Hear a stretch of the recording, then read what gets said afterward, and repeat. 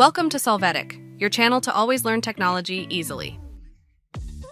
Below in the description, you will find useful links we used in this video.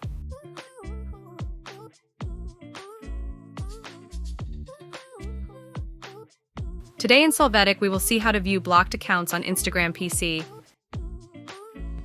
We start by entering our Instagram profile. Next, click on the More icon and then on Settings. After that, click on Blocked.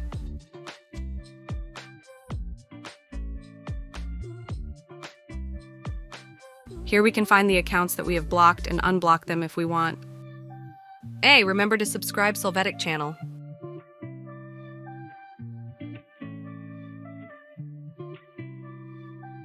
We hope it has been helpful for you.